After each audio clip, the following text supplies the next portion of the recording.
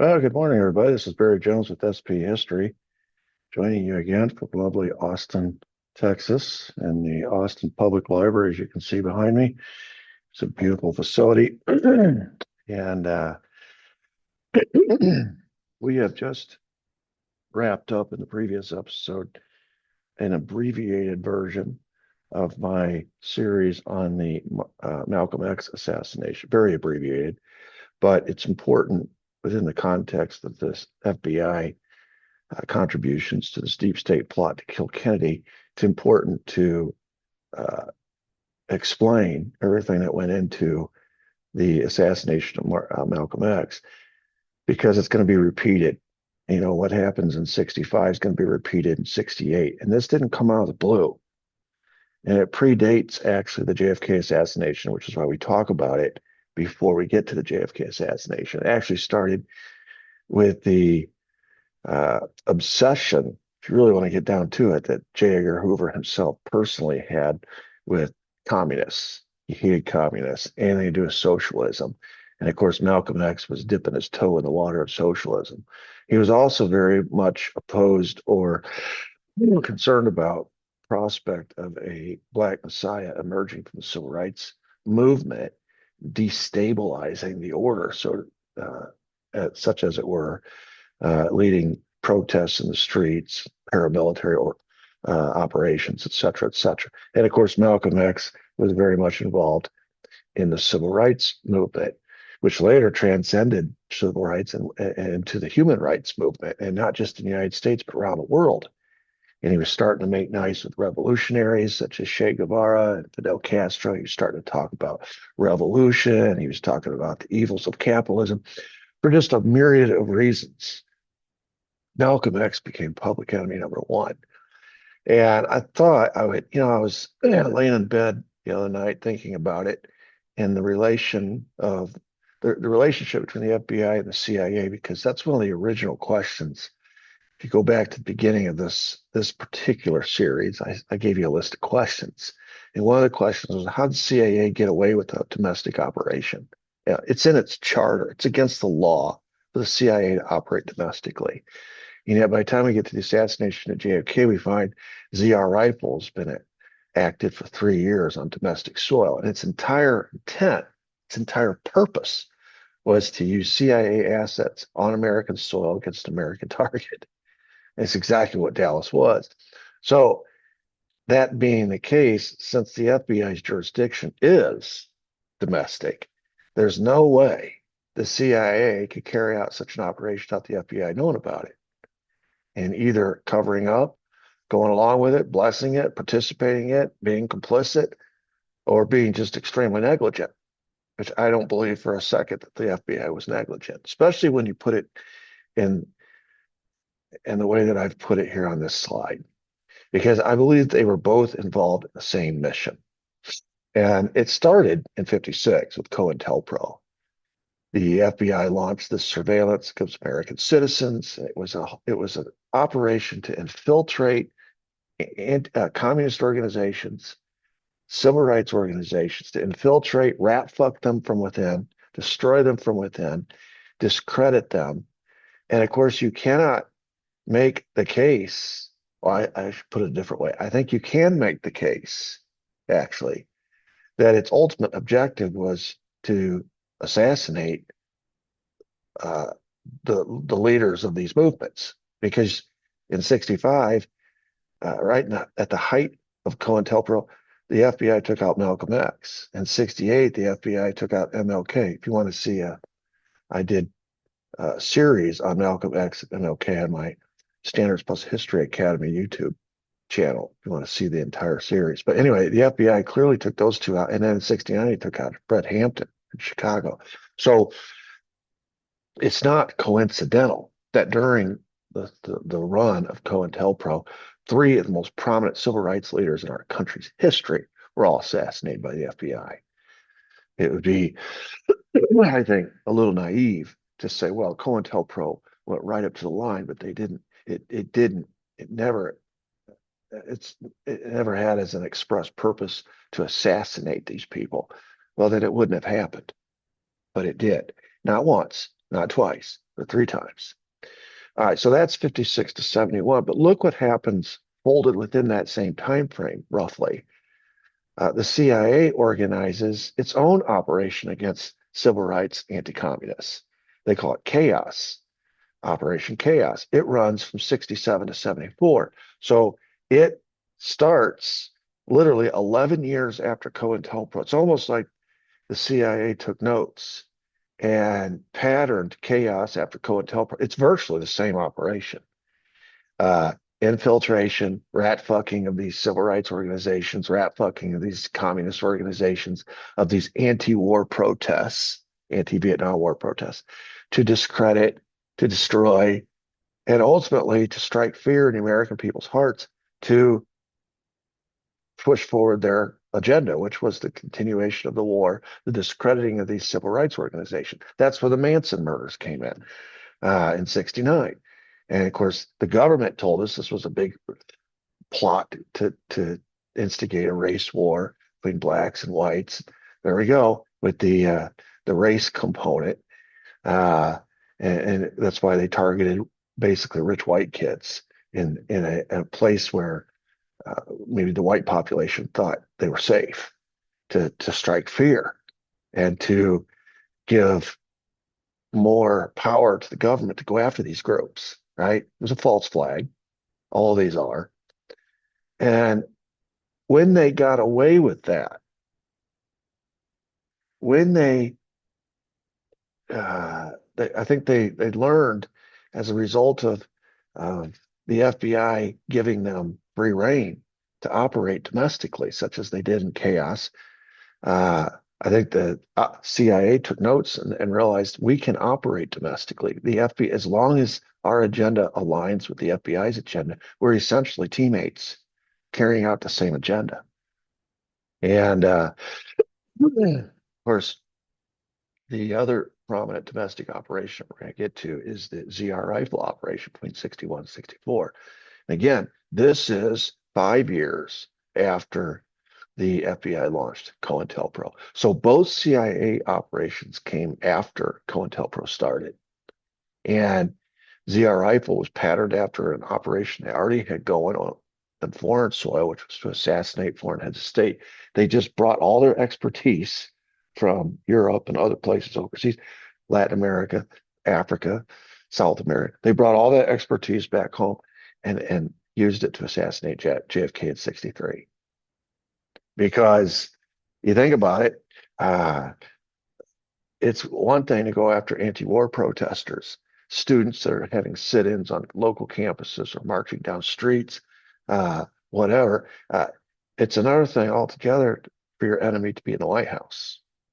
He can actually change policy, affect policy. Of course, they knew by 63 that JFK was not going to fight this war in Vietnam. So they took him out, replaced him with somebody who would greenlight the war, which of course he did several days later, and they got their agenda. And then by the time we get to 67 and protesters are in the streets, Operation Chaos is launched to assist the FBI in Operation COINTELPRO to discredit these anti-war protesters so the war would continue. So I think what you see is a pattern of complicity or cooperation between the two, where even though the CIA is not supposed to operate domestically, it is. Why? And why is the FBI allowing it? Why is the FBI blessing it, essentially? Because the CIA is helping them do their dirty work. That's how I see it. So anyway, that's where I wanted to begin today. And we're going to continue on with our chronology up to the JFK assassination of the FBI and its deep state ties. Today, we're going to look into some of the clear foreknowledge that the FBI had, and well, there's just been a whole wide-ranging assortment of things. I had already mentioned this. I just wanted to kind of pick up where we left off in 54. Hoover continuing to invest in Murchison's oil business, did so, and was able to take part. Murchison's oil business was a basically he was a rock star, one of these big oil tycoons. And Hoover and Murchison got pretty tight. And of course, that had expanded into other connections with other big oil guys down in Texas, such as Sid Richardson. And and those contacts had eventually led to Hoover being invited into the Suite 8F group, operating out of Houston. Anyway, in this situation in 54, he and Sid Richardson, another big oil tycoon, along with Robert Ralph Young, invested in control of the New York Central Railroad. This was a $20 million purchase. They bought about 800,000 shares. Of course, Richardson and Young bought the majority of that, but Hoover was included. So these are names that I'm throwing out there that are going to be instrumental later, that show that Hoover is not just friends with these people, doesn't just know these people, he's actually business partners with these people. Another cozy relationship between he and Murchison involved J. Edgar Hoover's publishing contract through the Henry Holt Company, publishing company, a company that was purchased by Murchison with the express purpose of helping J. Edgar Hoover get a big book contract, which he did. It's the first book this new publishing company under the ownership and control of Clint Murchison did, which was his Masters of Deceit by J. Edgar Hoover, the story of communism in America. And of course, we talked about 250,000 hard copies being sold, 2 million in paperback. It's on the bestseller list for 31 weeks. It was, for a good chunk of that, was the #1 nonfiction choice in America. And of course, this brought in a lot of money, right? According to William Sullivan, who worked at the FBI, and we'll talk about him later, Sullivan was actually in charge of the project for J. Edgar Hoover. So here is William Sullivan earning a paycheck, American taxpayer, working on a personal project for J. Edgar Hoover, with 8 full-time FBI agents forming a staff to literally write the book for him. You talk about help. He had writers. He had a publishing company that was on the hook to publish his book, owned by his closest business partner, Murchison. I mean, Hoover did very little of the work himself, right? According to Kurt Gentry, the author, Hoover, when he started making money from this project, said he was going to give all this money to a charity, the FBI Recreational Association. But though he may have given the bulk of it to FBIRA, it was essentially a slush fund that he could dip into anytime he wanted. And it was a way to hide royalties so he didn't have to pay taxes, because he's donating all this money to charity, so to speak. Gentry said that Sullivan told him, quote, Hoover put many thousands of dollars of that book into his own pocket. So it was a way to launder the money. So every step of the way, Hoover is using people. He's using Murchison, who bought the publishing company, to get the publishing contract. He's using William Sullivan, one of his top associates there at the FBI, to oversee a staff of 8 full-time FBI agents to write the book. And then he's using the FBI's charity, this Recreational Association charity, to hide the royalties so they didn't have to pay taxes, and use it as a slush fund to dip into and take all the money out. I mean, this is who he is, but he doesn't accomplish this without the help of these people. Now, Murchison's associations with Hoover are no doubt mutually beneficial. Murchison obviously sees Hoover as a key person to have in his pocket going forward, so he can continue to make money. And these are small prices to pay to sort of manipulate that relationship. And of course, Hoover needs Murchison to make this money, to write these books, to have these business relationships, contacts, and all this power over all these deep state figures. He needs that connection with Murchison. As far as William Sullivan and the other 8 FBI agents, they didn't really have any choice. Their boss told them that this was their job. They didn't have any choice. So I don't count them as participants necessarily in this game. We've learned that J. Edgar Hoover has learned the art, the science, and the powerful effects of extortion, or sometimes we could call it blackmail, because that's what he eventually became. Uh, it's interesting that during this time, we've got organized crime running wild in this country, and the chief law enforcement officer of the FBI virtually ignored organized crime during this period. In fact, in 1959, Hoover had about almost 500 agents spying on his number one boogeyman, communists, but he only had four investigating the mafia during this period. And according to Harry Truman, Hoover's investigations into political corruption was mainly used as a means of gaining blackmail information over politicians, other politicians.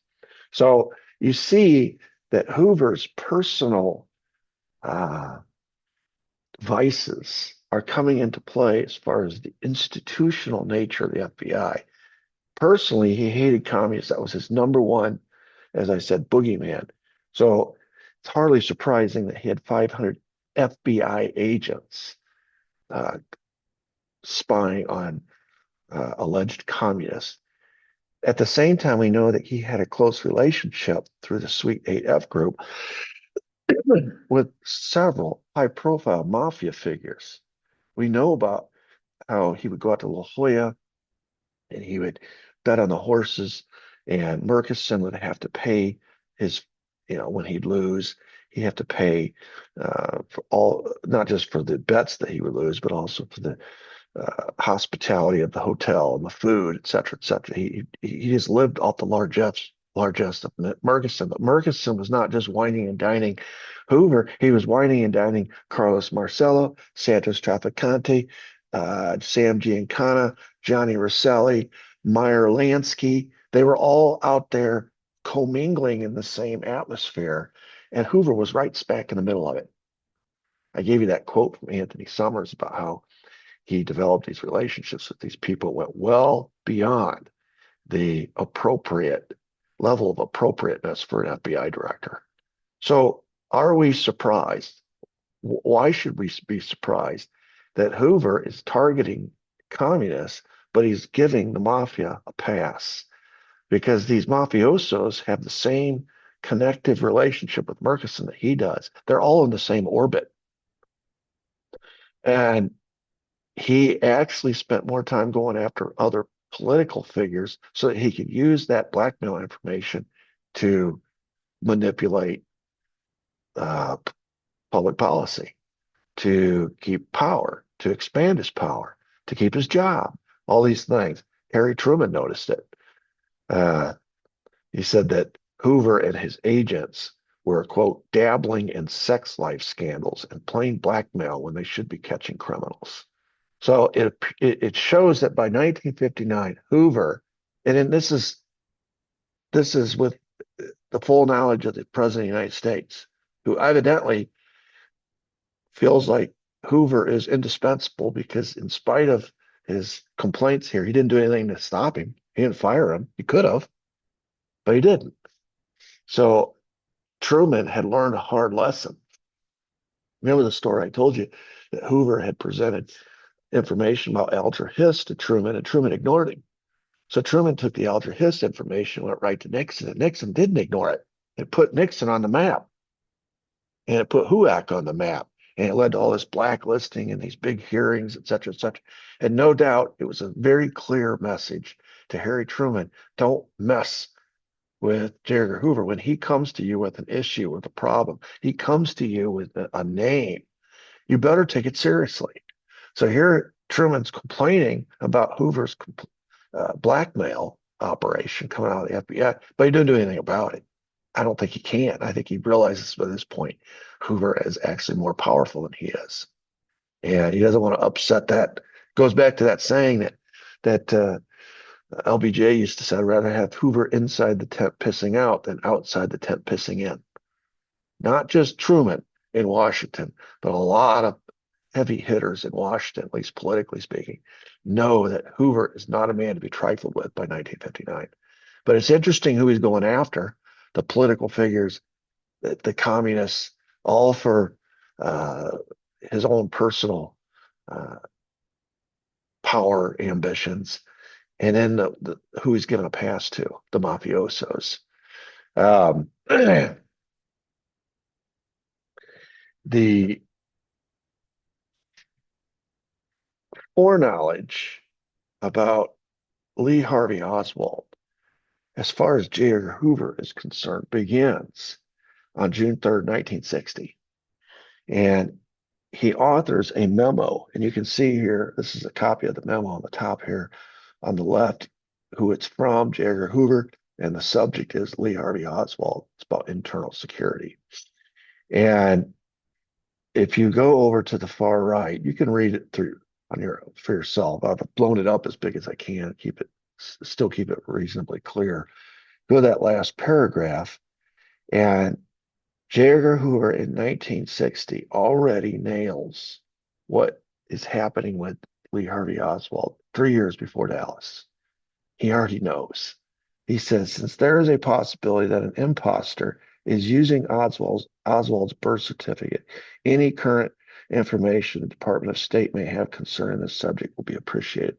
In 1960, or in June of 1960, J. Edgar Hoover wrote a memo reporting or warning the State Department that an imposter was using Lee Harvey Oswald's birth certificate. And this was at the same time. The reason he knew it was an imposter, I believe it was in New Orleans where this was occurring, or Dallas, one of those two places. Anyway, the reason he knew it was an imposter because the real Lee Harvey Oswald, at the moment he wrote this memo, was in Russia, posing as a defector for the CIA. He was there from October of 59 to June 1st of 62. So this is right smack in the middle of the period. A very well publicized defector, Lee Harvey Oswald, was in Russia. And yet somebody in, let me see if I can find it where it was happening. Oh, Dallas, Texas. That someone was using Lee Harvey Oswald's name, and he was using his birth certificate. And this was the beginning of the sheep tipping that was already occurring while Lee Harvey Oswald was in Russia. So I'm just laying the groundwork for this foreknowledge that Hoover himself had personally, but also the FBI would have, because this foreknowledge is going to grow. There's going to be many, many more instances that we're going to touch on, but this is the first that we have. We know that the FBI had knowledge of Lee Harvey Oswald, so that when the assassination happens, and all of a sudden the first guy to come out and blame it all on a lone gunman, Lee Harvey Oswald, it happens to be J. Edgar Hoover. It's something you need to remember, that he knew that Lee Harvey Oswald was in Russia, and the purposes of his trip to Russia. He knew he was CIA. He knew that someone was using his name, attempting to sheep dip him while he was gone. He knew, and the reason we knew that he knew is because he wrote a memo to the State Department about it.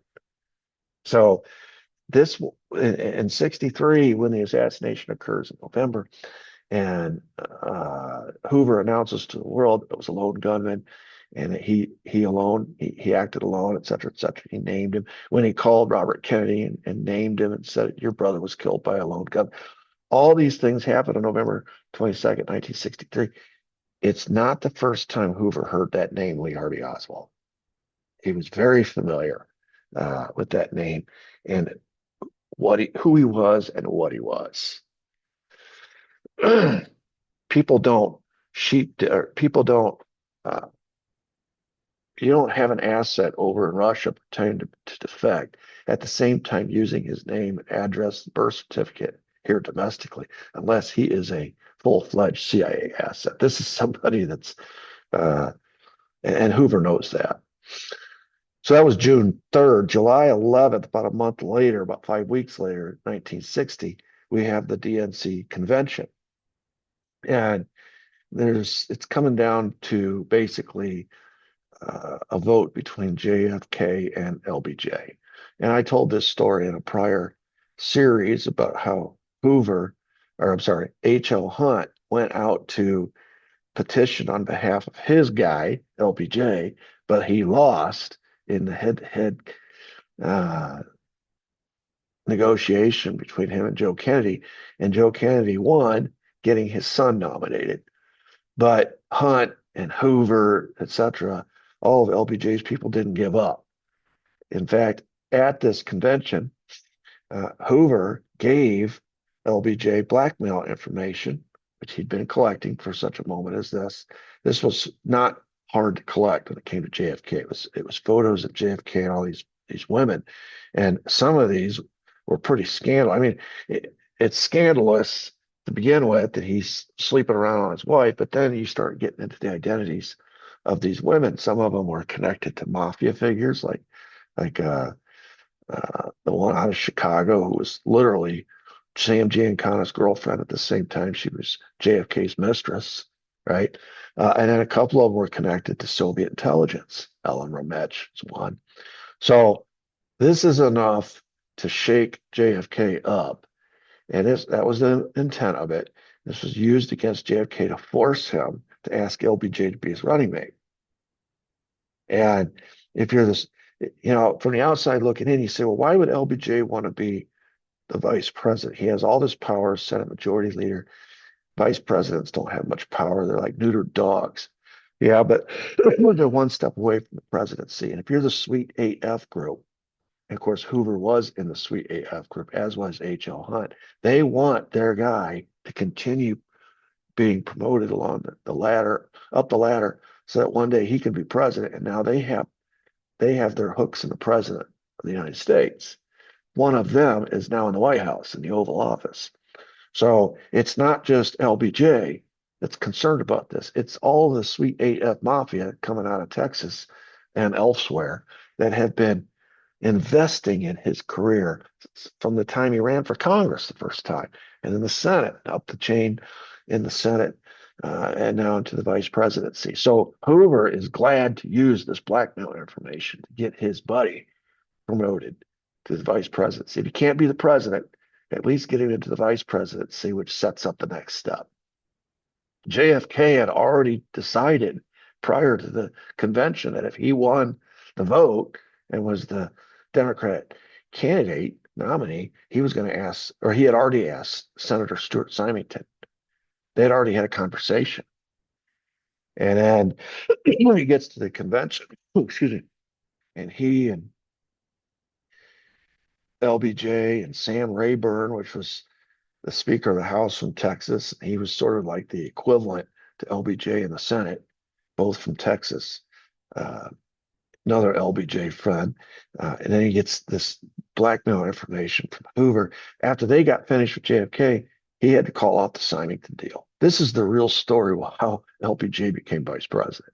It was a blackmail job between LBJ and one of his best friends, J. Edgar Hoover. And JFK was just tore up about it. He said, I must do something that I've never done before. I made a serious deal with Symington, and now I have to go back on it. I have no choice. That's the story. Of course, it doesn't happen without J. Edgar Hoover's help. He's the one that had the blackmail information. And of course, this infuriated RFK. And they're finding out in real time, the Kennedy boys, how Hoover plays the game. This is, you see the sort of the how this has worked. When Hoover was first working with the president, he used flattery to get his way with FDR. And then when it became Truman, and he thought he could operate the same way with Truman, found out he couldn't. He used leaking to embarrass Truman and to send him a message, and all future presidents a message that you don't mess with me. And now here's the Kennedys, and he's using blackmail right from the get-go. I mean, Kennedy hadn't even won the presidency yet. And so you see the progression of the ambition for power that Hoover had, and the means that he was willing to use, the lengths to which he would go. We get to November of 1960 in the actual election, After JFK wins, there is this new matter to deal with, and that is whether or not J. Edgar Hoover is going to keep his job. And of course, there's a mandatory retirement age within the federal government. He's either at it or past it. And so he is ripe to get fired. It's a new president anyway. Of course, he already blackmailed JFK, so he knows JFK is not going to, if given the choice, JFK is going to replace him. So he knows now, I've already used blackmail on this guy once.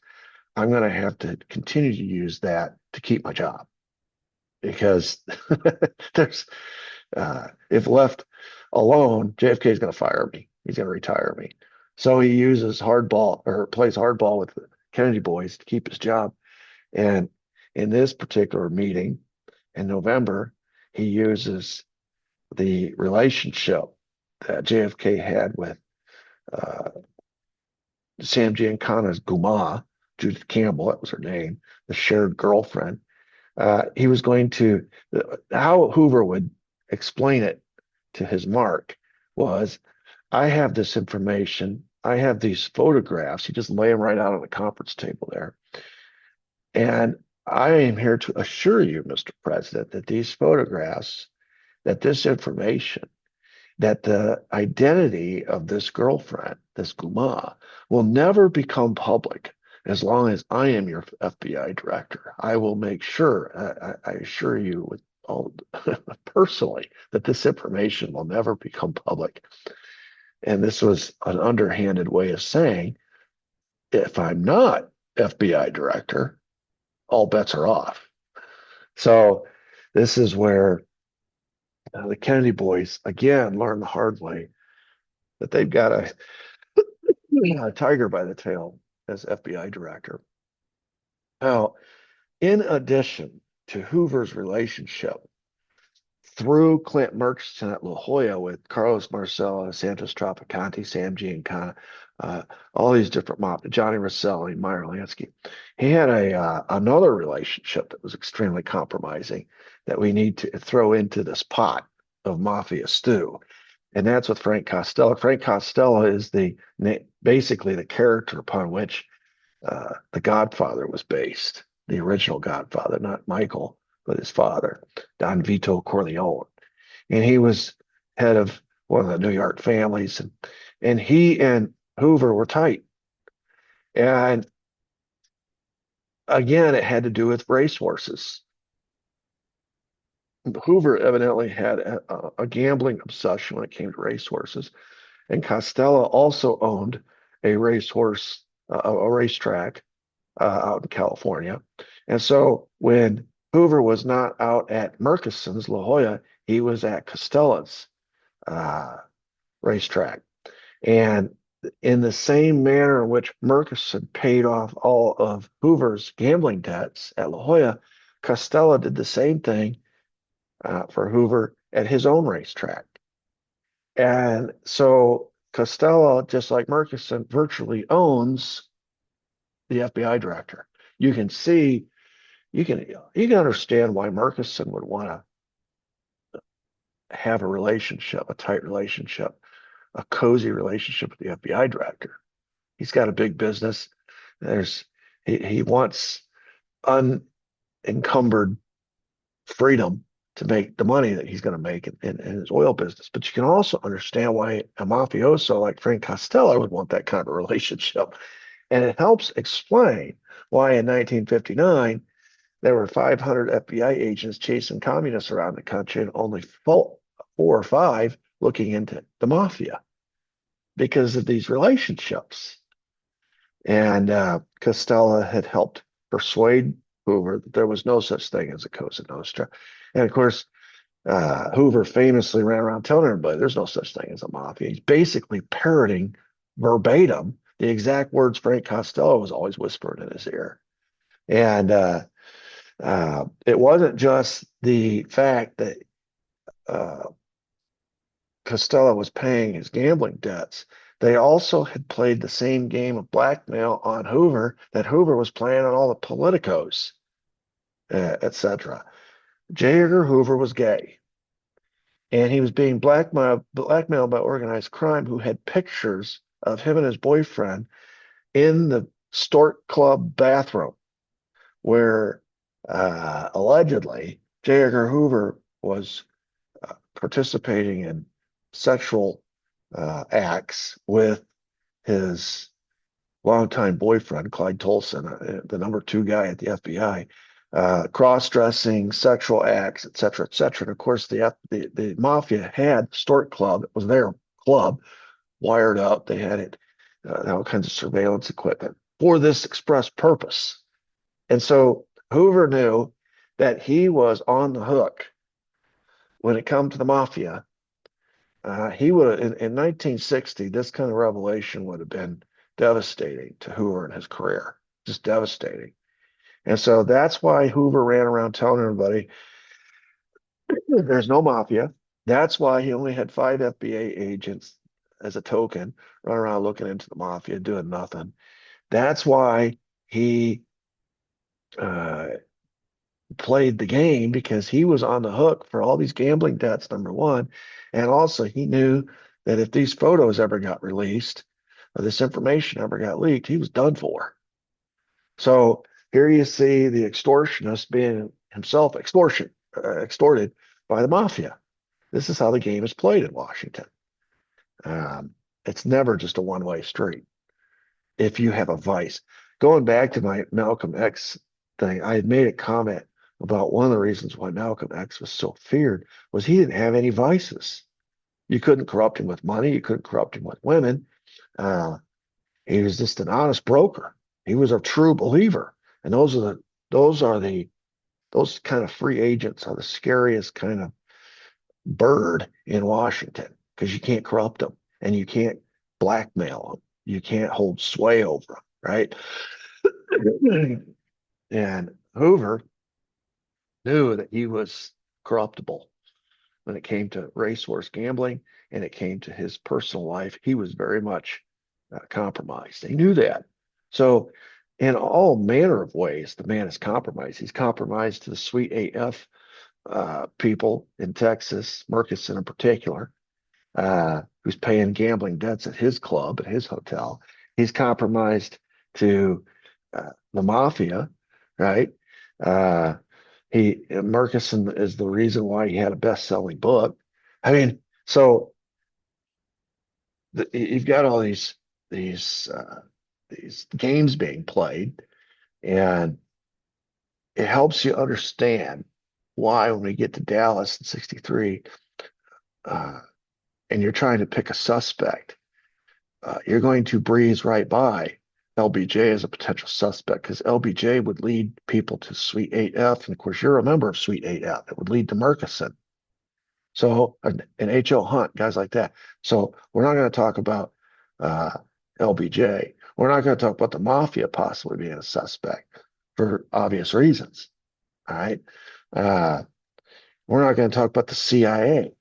As I mentioned, the FBI and the CIA are virtually bedfellows working on the same operations here at home, against against communists and against civil rights figures. So you can't have the CIA be fingered and blamed in any way, shape, form. You can't have the Secret Service be blamed, because Secret Service, the interconnecting relationship there is Raleigh and LBJ, the friendship that they have. So that would lead back to LBJ. So it just, you start to understand why he was in such a hurry, such a rush to come out on the 22nd, on the day of, before the investigation has even begun. He's already laying the blame at the feet of Lee Harvey Oswald, whom he knows who he is too, because we saw it by his memo 3 years earlier. Unbelievable. Now, there's been a lot of, I've thought about it myself many times, and I've oftentimes suspected that JFK was unaware of everything that was going on around him, that he was just a helpless, sort of unwitting victim in this whole thing. But if you go and you read some of his speeches and some of his actions that he's taken, you start to understand not only was he aware, he was trying to do something about it. In April of 1961, so he's only been president a few short months, you find out that JFK was fully aware of this deep state apparatus that was operating in the shadows. It was unelected. It was unaccountable. It was very powerful, operating in the shadows. And he talked about it in his famous speech where he was talking to the press. The speech was actually called The President and the Press.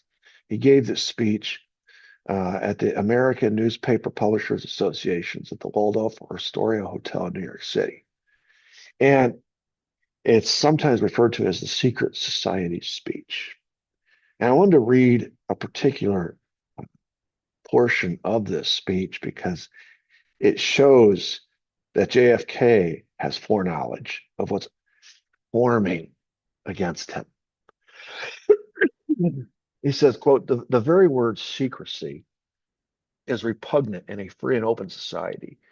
And we are, as a people, inherently and historically opposed to secret societies, to secret oaths, to secret proceedings.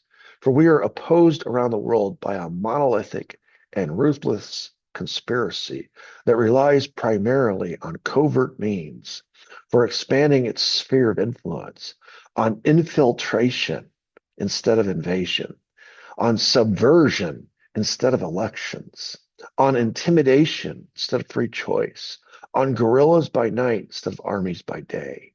It is a system which has conscripted vast human and material resources into the building of a tightly knit, highly efficient machine that combines military, diplomatic, intelligence, economic, scientific, and political operations. Its preparations are concealed, not published. Its mistakes are buried, not headlined. Its dissenters are silenced, not praised. No expenditure is questioned. No rumor is printed. No secret is revealed. It conducts the Cold War, in short, with a wartime discipline no democracy would ever hope or wish to match. He's essentially declaring war on the deep state in this speech. And every day that he was president, which of course was 1,000 days, JFK was in some manner, shape, form going to war with all these deep state operators. And here you see him declaring it openly, publicly, in a speech. I don't think there's a more clear indication, a more clear warning. I call it the canary in the coal mine. This is JFK saying what the biggest problem we face as a democratic society is. These secret societies, these unaccountable, unelected, they rely on covert means. They use infiltration, which we just talked about with FBI infiltrating Nation of Islam and later Malcolm X's own bodyguards, right? Infiltration. They'll do the same thing at Dallas. The CIA uses subversion to rig elections, on and on. He's describing the deep state. He's describing the national security apparatus and all the industries that feed it. They're all operating in secret, opposing the popularly elected president, his foreign policy or his public policy, with their own agenda, working against the people. And JFK calls it out. And you wonder why he becomes an enemy that has to be neutralized? Because he was onto their game. All right. So here we see Kennedy, the Kennedy boys, figuring out the Washington game and partaking in it. Now, it's not going to end up well for them doing this, but remember the story in 60 when Kennedy was running, Joe Kennedy, in order to help his son win, getting across the finish line, made a deal with the mafia, with Sam Giancana specifically, to get help in Chicago, to get help in Illinois, to get help in West Virginia, for example. And if the mob, the organized crime would help get his son elected, they would have a friend in the White House. He'd get him back into Cuba, and he would never. He'd tell the Justice Department to leave the mafia alone, et cetera, et cetera. But here we have, on September 13, 1961, the first double cross of the Kennedy administration as far as the Kennedys were concerned. The rumor is out there flying around that the Kennedys are bought and paid for by organized crime. And so, in order to dispel that notion, of course, it was really his daddy who made the deal, but JFK's on the hook for it. So, JFK decides I can either play along with this deal, and in order to keep Hoover quiet about my relationship with Judith Campbell, for example, in order to keep Hoover quiet about the deal that he knows or he is aware that my dad made with Sam Giancana. In order to keep Hoover quiet about all these things, I'll have to play along. Or I could double cross the mob and go after him, balls to the walls, so to speak, and dare Hoover to come out with what he knows. And it's going to look pretty foolish when Hoover comes out and says, I have this cozy relationship with the mob, when at the same time, I'm going after him like no previous president ever has. This is my way to inoculate myself against Hoover's blackmail. And then once I do that, I can fire him. So Kennedy ends the relation. He signs, first of all, the anti-racketeering bill, which is basically giving Bobby carte blanche to go after all these mobsters. And Bobby does. He targets 40 of the top ranking mobsters in our country. Giancana is number one, and he sends FBI agents and the Department of Justice. Mainly, I'll show you who he sends. He doesn't have his access to the FBI like you'd like, so he sends agents, government agents, after these people, these mobsters, round the clock surveillance, harassment, following them around constantly, just trying to let them know that we're watching you. And any little mess up, you're going to be, indicted. We're going to haul you in front of these committees in Washington. We're going to make you testify in open court. Of course, these mafiosos, that's the one thing they don't want to do most. They don't want any publicity. They want to hide in the shadows. He's trying to bring them out. Anyway, Bobby orders 50 FBI agents to Chicago to, quote, nail Giancana's head to the wall. Now, he's the attorney general, so he is technically Hoover's boss. And as long as his brother is president, Hoover has to do what Bobby tells him. Now, when JFK is no longer president because he's dead, Bobby loses all his power. But as long as his brother's in the Oval Office, he has power. And Hoover has to take his phone calls. Hoover has to do what Bobby tells him to do. It's driving Hoover crazy. You can see Hoover back here as JFK signs this anti-racketeering bill. He looks like he's sucking on a lemon. He's not happy. Okay. This is not, he's in the photo shoot of this anti-racketeering, probably put there by Bobby intentionally as a message to the mob. Hey, your bought and paid for FBI director is under my thumb. He's my eunuch. And look who we're making stand here as a photo prop behind my brother as he signs this anti-racketeering bill. Your guy Hoover. And it's a message to these folks. We will not be blackmailed by you people. And it really is an aggressive tactic by Bobby and his brother Jack. Now, the rich irony is that their family's wealth, the Kennedy family wealth, is largely because of the cozy relationship that their father had with Frank Costello in New York. And during Prohibition, together they ran Canadian whiskey across the border down from Canada to America. And he ran it up and down the East Coast, made millions and millions of dollars for the Kennedy family, operating in partnership with the mob. So here is the Kennedy sons declaring war on the mob, double crossing the deal that Daddy Joe made with Sam Giancana. You'll have a friend in the White House. You won't have to worry about Department of Justice. Double crossing that deal, double crossing the history of his family with the mob, all in an effort to show Hoover up and beat him to the punch, go after the mob so that Hoover can never use this information to blackmail them again. This is this is not as much anti-mob as it is anti-Hoover, which is why Hoover was placed in this photo. It's just the power dynamics are fascinating. Uh, so Giancana, who is the one who helped, convince the rest of the organized crime families across America to support Kennedy in the '60 election because he negotiated this deal with Danny Joe. Now he looks bad because this deal that he negotiated with Danny Joe, his son, Jack, is not honoring. And so Giancana sends his trusted courier, Frank Sinatra.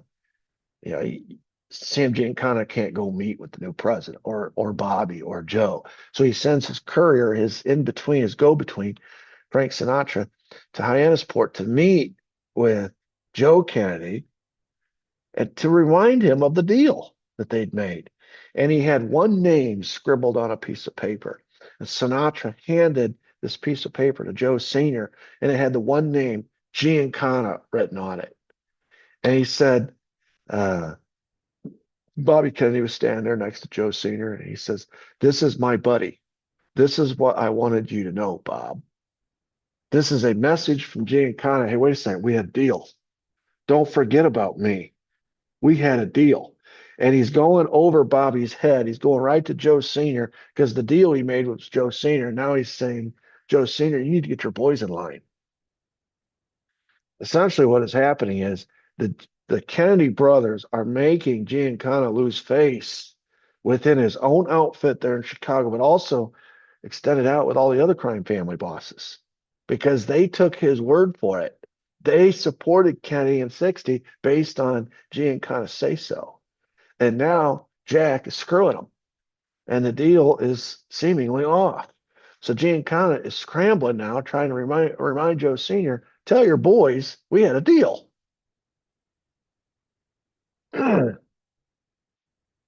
Meanwhile, uh,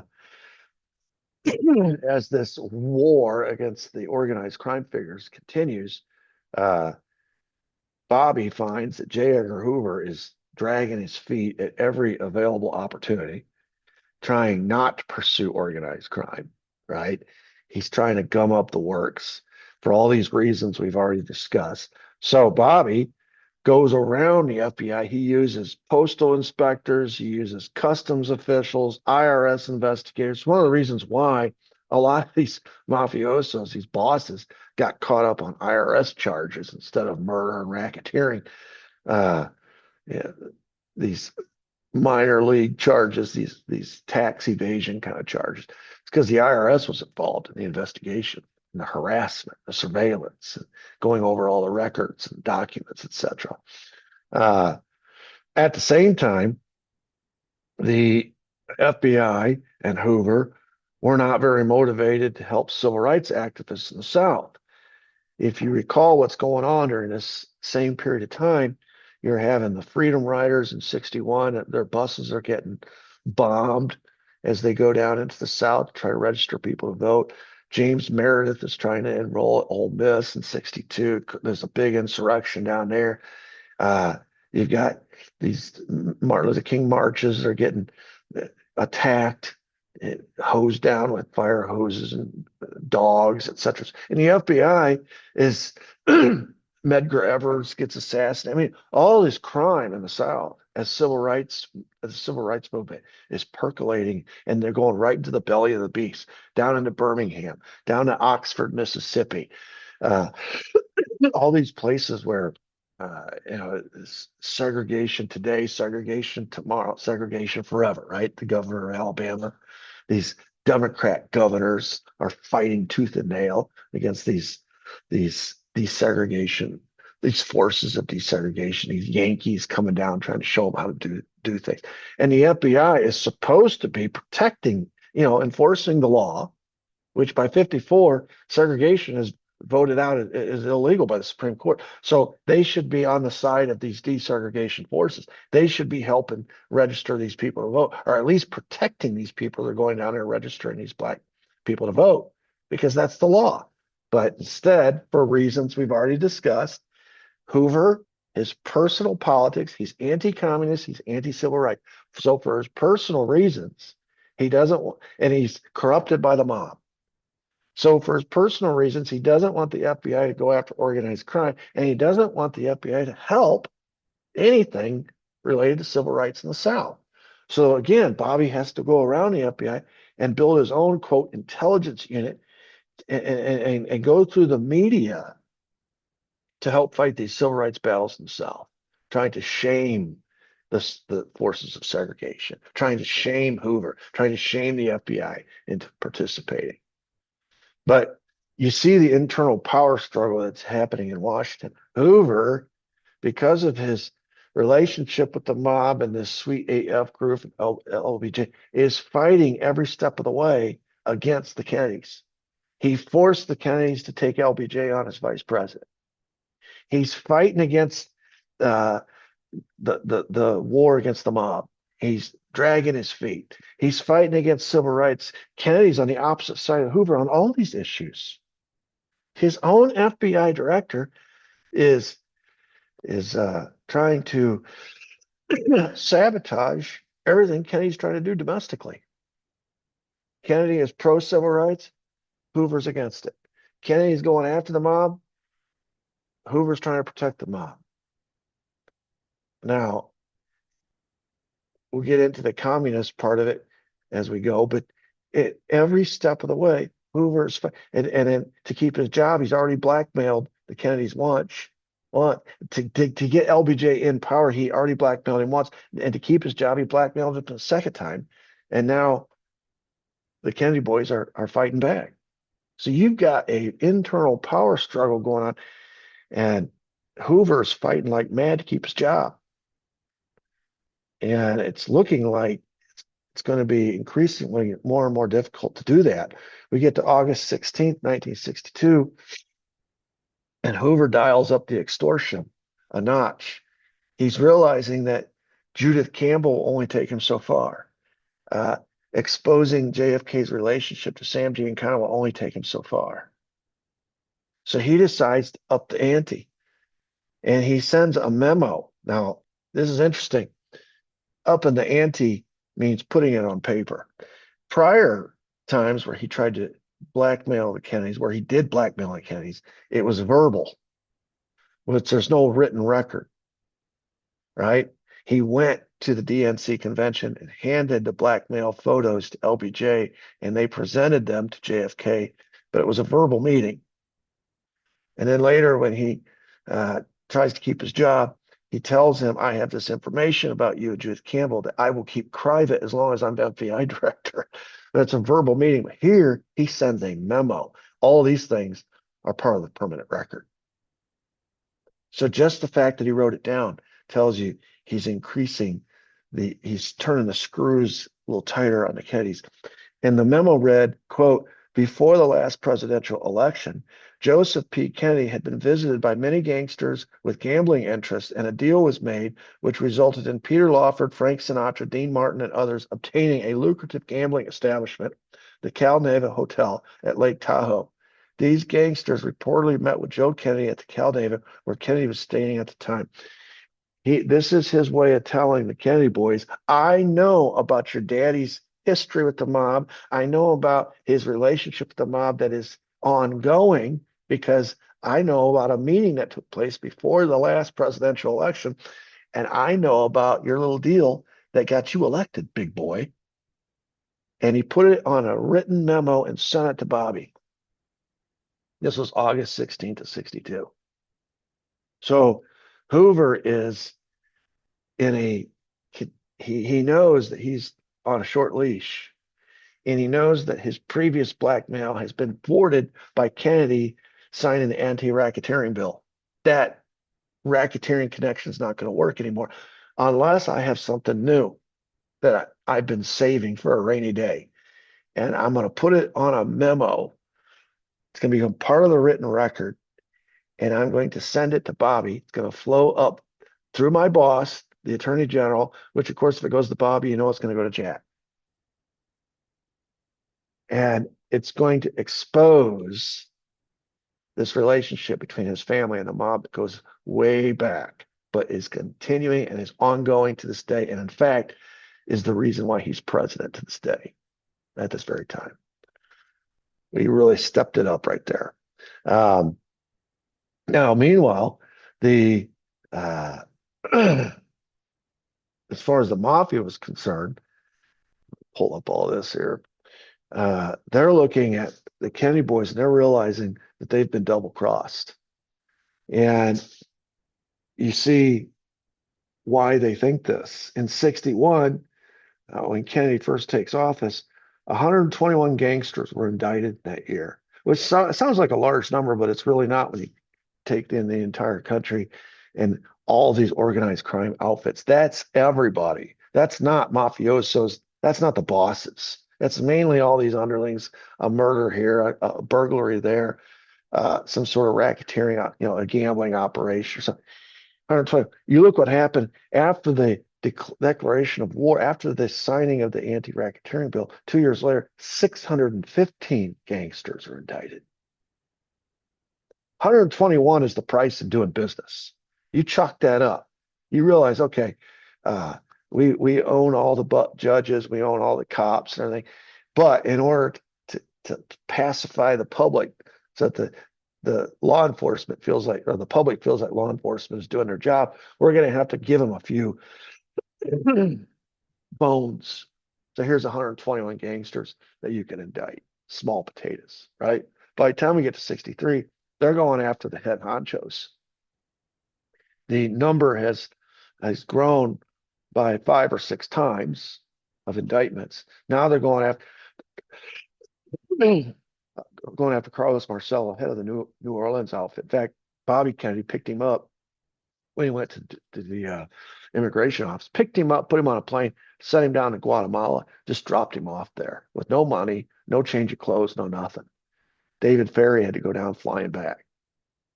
And this is Bobby Kennedy's way of communicating to Carlos Marcello, I'm after you. I don't care if it's legal or illegal. I'm going to get you one way or the other. He's going after Jimmy Hoffa, who is head of the Teamsters Union and is interconnected to the Chicago outfit as they build together. They use the Teamsters pension fund to build Las Vegas. Jimmy Hoffa is a very integral part of this whole organized crime structure. He's basically running the Teamsters like an organized crime outfit. So he's going after him. He's pursuing Santos Tropicana. He's the head of the Florida family. He's going after Sam Giancana. He's got all those people in Chicago following Giancana's outfit around. And one thing that Bobby had come up with was something called a contempt gambit, which is to offer immunity to these people once they're arrested or indicted and demand that they tell all. And if they don't, you can hold them in contempt. And you can the penalty for contempt is 18 months in prison. So if they won't talk about the murders, if they won't talk about the racketeering, if they won't talk about the drugs, if they won't talk about the political corruption, if they won't talk about this or that or whatever else Kennedy and the Justice Department wants them to talk about, we'll just hold them in contempt because we know they know more than they're letting on because we've surveilled them. We have the tapes.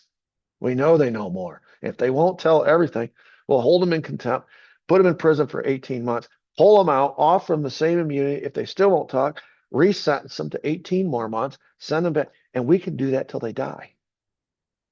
It's a technicality that was turning into literally interminable prison sentences.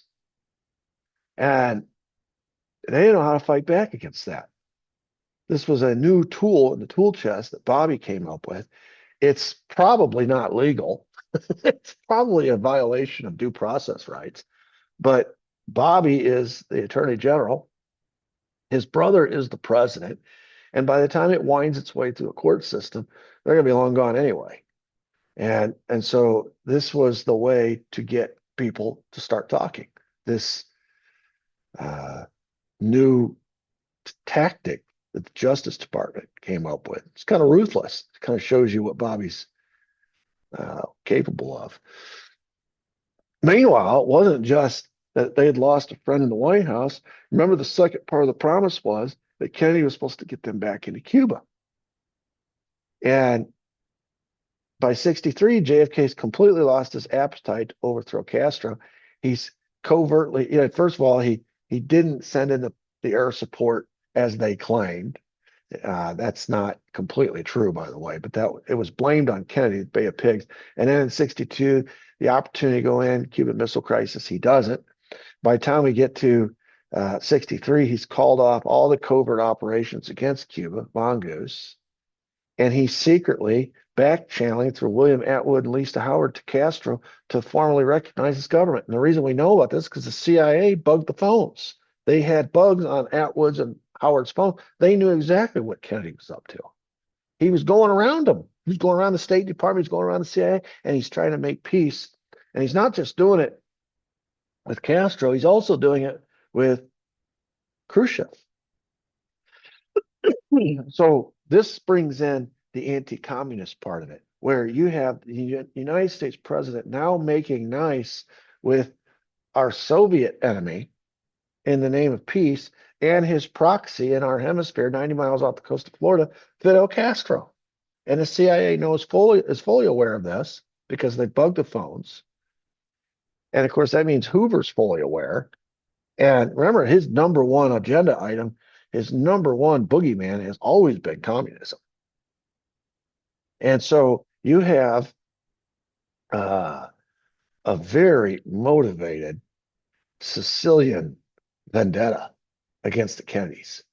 And if there is a vendetta that is a mafia vendetta against Kennedy, you can be sure, you can bet your bottom dollar Hoover is aware of it. Remember, the mafia and Hoover are like two heads of the same coin. He's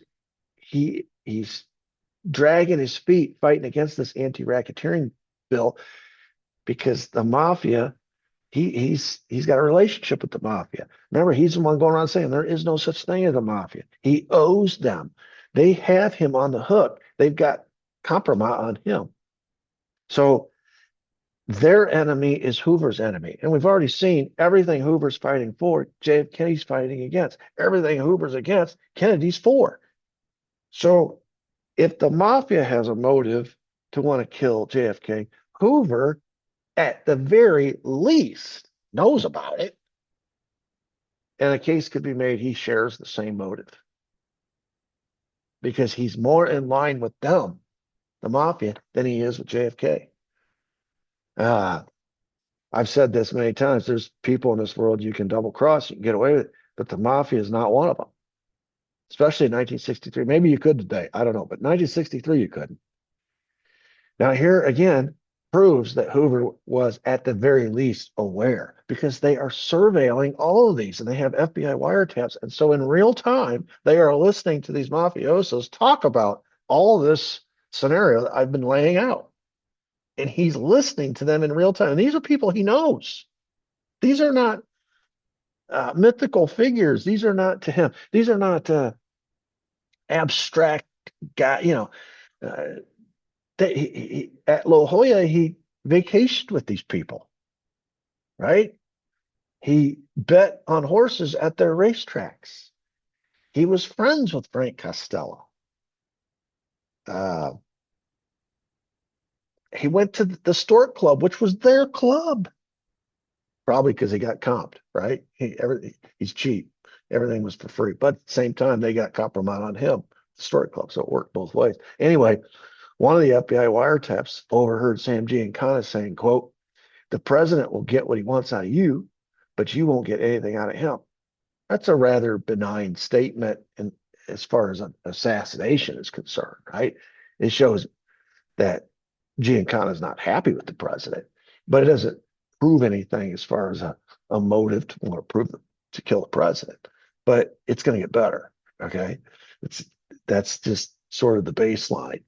A little bit later, that same year, they overhear on FBI wiretaps again, Carlos Marcello talking. "Don't worry about that little Bobby son of a bitch." He's talking about Kennedy. He's going to get taken care of. Well, when a mafioso says he's going to be taken care of, you know what that means. So this is a threat against Bobby.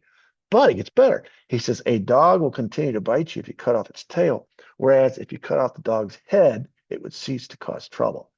That's a threat against his brother. Bobby is the equivalent of the the tail on the dog. The head of the dog is JFK. What Carlos Marcello is saying is we could kill Bobby, but that causes problems for us with the president. If we kill the president, Bobby ceases to be a problem. This is caught on FBI wiretest, and that means that Hoover knows in 63 that Carlos Marcello, which means it wouldn't just be him, because they almost always do things. They work together. They worked together to get Kennedy elected, and they all have the same motive now to want to kill him because he's double crossed all of them, not just one family, all the families. And now he's saying how it would be done. Well, Bobby is the face of our problem because he's the one sending out, he declared war on us. He's the one coming out after us. But the real problem is his brother, because Bobby owes his job to his brother. Bobby owes his power to his brother. Without his brother, Bobby's nothing. Famously, in that same wiretap, Marcello in Italian says, "Levarsi una pietra di la scarpa," which is somebody take the stone from my shoe. Take the stone, remove the stone from my shoe. If you ever walked in and you got a stone in your shoe, it's very uncomfortable, and it's just annoying. You can't ignore it. And that's what Carlos Marcello is saying. This has become a real nuisance. It's not lethal. It's not fatal, but it's a nuisance that we're having to deal with every day, and I want it removed. And when a mafioso says that, especially when he sort of accentuate it with Italian, he's serious. Now, just to show it wasn't just Marcello, it wasn't just Giancana, it's also Trafficani on FBI wiretaps again, which means Hoover's aware. Trafficani is talking. He says, quote, "Have you seen how his brother," he's talking about Bobby, "is hitting Hoffa?" They were talking about JFK. Now he says, "Have you seen how his brother Bobby is hitting Hoffa? A man who is a worker, who is not a millionaire, a friend of the blue collars. He doesn't know that this kind of encounter is very delicate. It is not right what they're doing to Hoffa. Hoffa is a hardworking man, and he doesn't deserve it. Mark my words." Okay, folks, if it hasn't been clear enough to this point, here it is. He says, "Mark my words, this man Kennedy is in trouble, and he will get what is coming to him." And later in that wiretaps, he accentuates that point again. He says, "You don't understand me. Kennedy's not going to make it to the election. He's going to be hit." This is Trafficante talking. What about Hoffa, the man he referenced, Teamster's boss? According to FBI wiretaps, the Hoffa's lawyer is also a mob lawyer. Frank Regano is talking to Carlos Marcello and Santos Trafficante. He's just visited Jimmy Hoffa in prison, where Bobby put him. And according to FBI wiretaps, they said, Frank Regano said to them, "You won't believe what Hoffa wants me to tell you. Jimmy wants you to kill the president." A little later, after the assassination, when when Regano goes back to prison to talk with Hoffa, Hoffa tells him, quote, "I told you they could do it. I'll never forget what Carlos and Santos did for me. This means Bobby is out as Attorney General." This is all on FBI wiretap. Meanwhile, you got Hoover running around telling everybody, as he's listening to these wiretaps, these mafiosos are conspiring in advance to kill JFK, and then bragging about it afterwards. He's telling everybody Lee Harvey Oswald acted alone. In 1964, Marcello is talking to Frank Regano. This is after the assassination and after Regano has met with Hoffa in prison. He comes back and he's talking to his clients, Carlos Marcello, and he says, Marcello tells Frank Regano, he says, "When you see Jimmy, you tell him he owes me, and he owes me big." And that's, again, for carrying out what Frank Regano told him, Jimmy Hoffa told him, that he wanted to do, which was kill the president. It's interesting. On uh, November 22nd, 1963, here you see a picture of Carlos Marcel. He's the guy in the front, kind of turning to his side there. He's emerging from a court battle in New Orleans against Bobby Kennedy in the Justice Department, and he's won that day. This is the morning. And the session was ending almost the exact same time. It's about lunchtime that JFK was being killed. This was in New Orleans, but being killed in Dallas at 12:30 that same day. So Marcelo had, he was fighting the immigration being deported. Bobby was always trying to deport him. And he's fighting and fighting and fighting, goes through one court battle after another after that. On November 22nd, he won his deportation hearing in immigration court. So he's fixing to go out and celebrate. And during the celebration, he gets the news that JFK has been killed in Dallas. A very big day for Carlos Marcelo for not just one reason, which seems obvious and apparent, that he won his court battle, but for the other reason, the darker reason, the more sinister reason that resulted in the death of JFK, the stone in his shoe. In 1987, just to skip ahead a little bit, kind of put a bow on this story, he's finally been, eventually these guys get caught and he's in jail. And he has a cellmate who is an FBI informant. His name is Jack Van Lanningham. So again, this is all about foreknowledge. We've seen where the FBI had informants. And of course, first of all, it starts off with the FBI director's relationship with these people, right? So he had foreknowledge about their motives. And then the informants, as 63 goes along, he's learning in real time their true feelings about JFK and Bobby and how they would do it. They wouldn't kill Bobby, they'd kill Jack. And the the involvement of Jimmy Hoffa and all. He has all this foreknowledge because he has all these wiretaps. And then years later, he has an informant in the same cell with Carlos Marcel. And on December 15th, 1987, the topic of JFK came up. I guess he trusted Jack Van Lanningham by this point. And you're in a cell 24 hours a day, 7 days a week with the same guy over, and you talk about things. And when the subject of JFK came up, Marcel allegedly told Lanningham, the FBI informant, quote, "Yeah, I had the son of a bitch killed. I'm glad I did. I'm sorry I could have done it myself."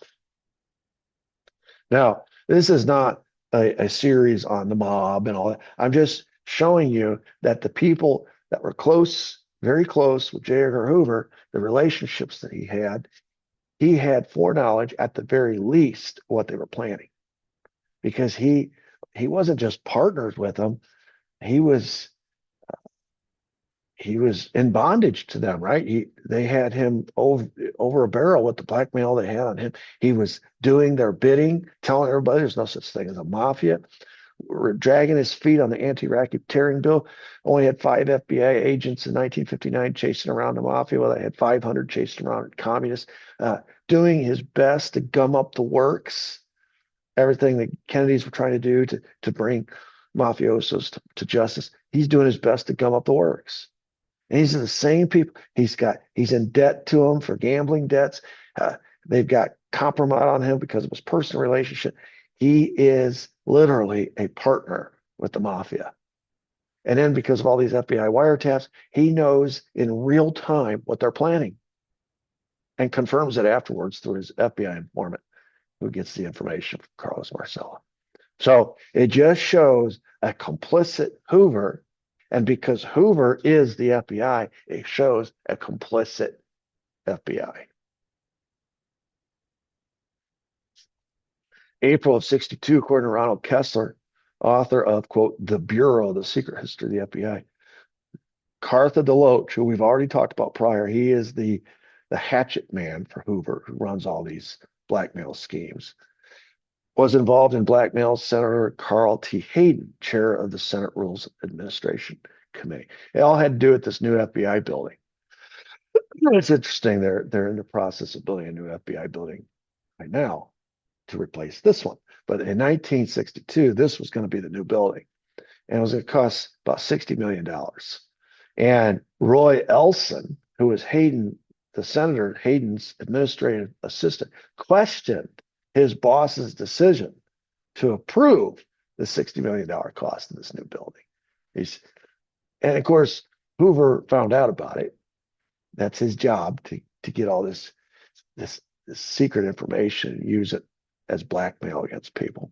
So he, according to Elson, when DeLoach discovered that I was trying to convince my boss not to support the $60 million price tag for this new FBI building, he hinted, DeLoach did, that he had information that was unflattering and detrimental to my marital situation. I was certainly vulnerable in that way. According to Elson, he's saying I was vulnerable. There was more than one girl. The implication was there was information about my sex life. I interpreted it as an attempted blackmail. This is just further evidence of what Harry Truman said J. Edgar Hoover was about. And this isn't really anything to do with JFK, but this shows what Hoover was doing, his personal ambition for power.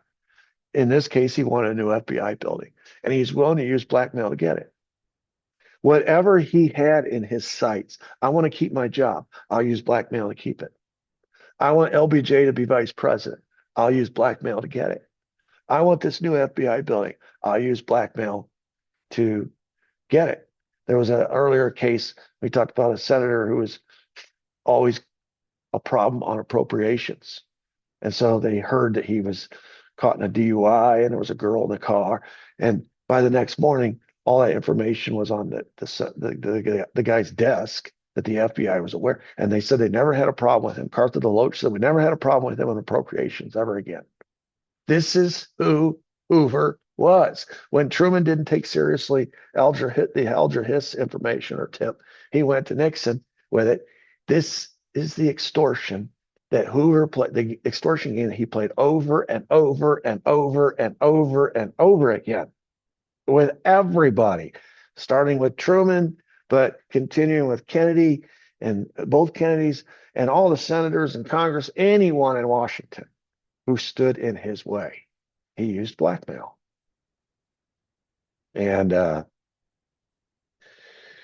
some more foreknowledge. This is April 23rd, 1963, when the first news release of JFK's Dallas trip was released. And they published in the Dallas Morning News here, as you can see, the motorcade route, how it's going to proceed. If you look at the bottom of that map, where you see Harwood Street and Main, where it turns into Main, let's see if I can find that here. Yeah, Harwood, Main. And then you see Elm Street there. Okay. The arrows represent where the route is going. Okay, so they're coming down Harwood, they turn onto Main, there's a little jog onto Houston, and then a jog onto Elm, and then they're going to pick up the Trade Mart. Now, originally, Main, they were going to continue straight on Main. I don't know why Main, I think this is just for the purposes of the paper. They didn't draw Main Street continuing on through to the Stemmons Freeway.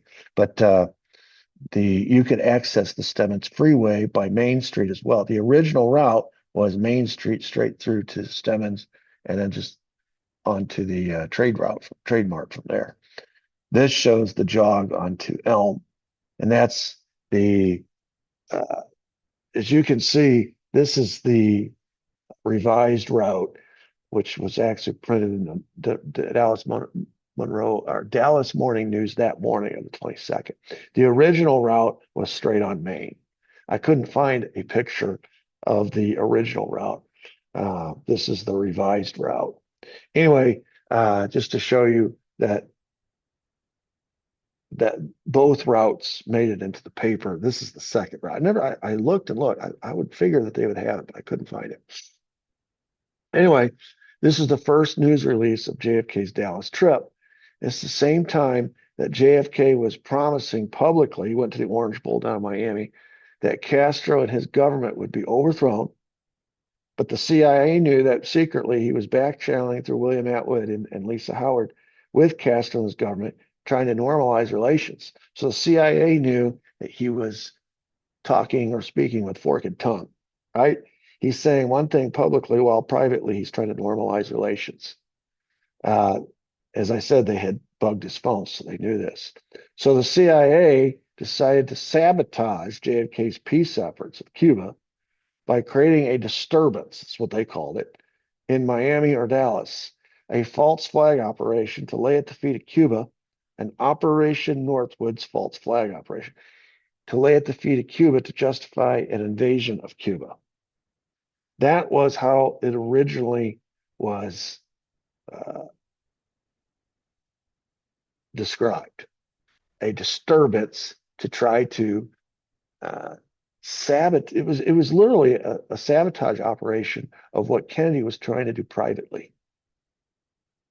They didn't like him going around outside the normal channels. They didn't like this back channel he had set up with Khrushchev or Castro.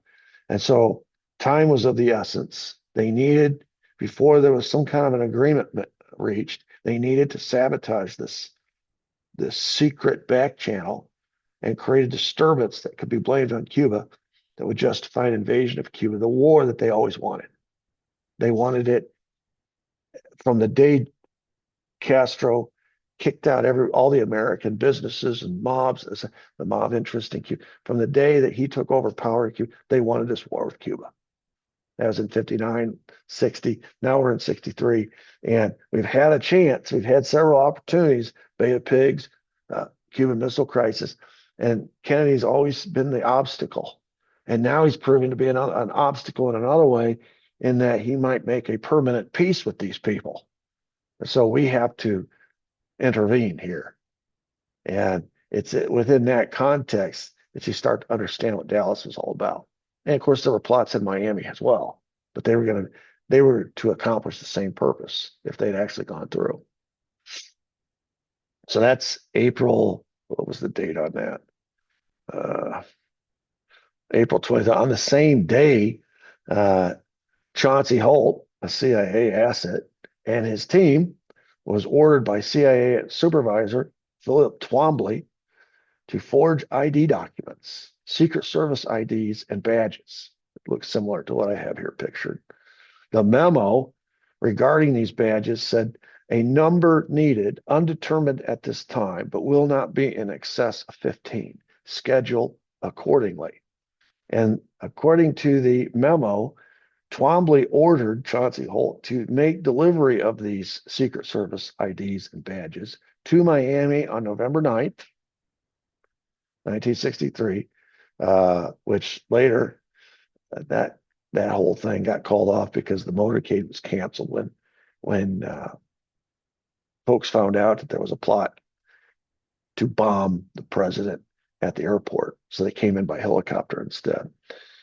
And the second part was an order by Philip Twombly to make delivery of the same Secret Service IDs and badges to Dallas on November 21st, 1963.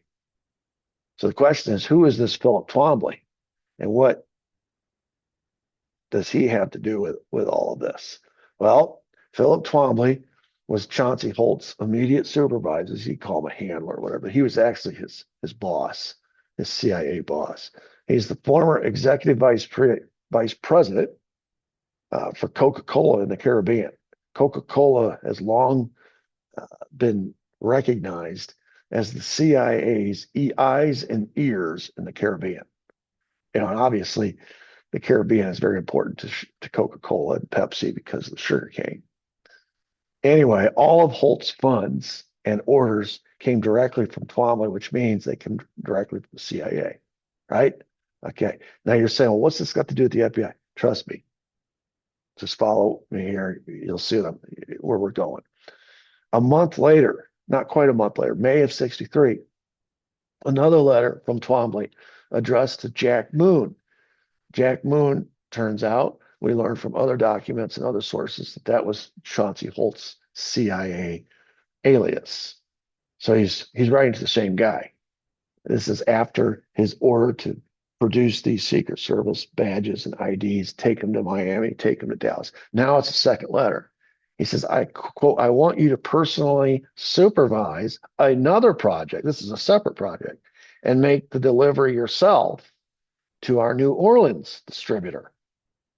So he's got his mission for Miami and Dallas. Now he's got a mission for New Orleans. Now, isn't it interesting? When I started this journey a year and a half ago of going to these places to visit, the places that are most relevant to the JFK assassination, I have identified 3 cities as being the keys: in Miami, New Orleans, Dallas. And here we are. The CIA is ordering Chauncey Holt in advance of the assassination to take these badges and IDs, these fake badges and IDs, to these very same cities, right? You can kind of follow the footprint of these assets and all their activities, and they seem to always center on 3 places: Miami, New Orleans, Dallas. Anyway, in this particular case, Twombly's telling him to make a delivery yourself, personally, to our New Orleans distributor. Who was this New Orleans distributor? Well, turns out it was Guy Bannister. Pictured here. Guy Bannister is former FBI. In fact, he was sort of one of the originals when J. Edgar Hoover was just starting out and the FBI was relatively new. He was one of those sort of trailblazers, and he was a kind of like a protege of J. Edgar Hoover. Anyway, he served in the FBI until 1954 in the Chicago field office. After which he retired. He had some health issues, and he went down to New Orleans, became the assistant superintendent of the New Orleans Police Department until he got fired. He was a drunk, and he did some things when he was drunk. So after that, he becomes an investigator for Louisiana Un-American activities. This is just like his boss, his former boss, anti-communist. He published the Louisiana Intelligence Digest, just like his boss, anti-civil rights, anti-communism. And as I mentioned, he eventually got fired from the New Orleans Police Department, at which time he established Guy Bannister Associates, which was advertised as a private investigator firm. It operated out of this Newman building. Now you can see the card here, and it presents himself as a PI.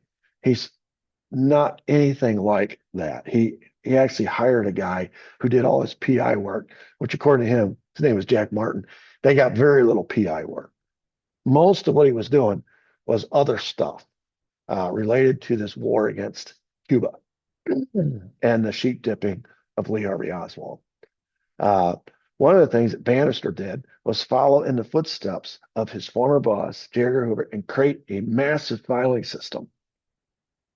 And he learned it from his boss. And so when he moved into the Newman building, he moved his files into the Newman building with him.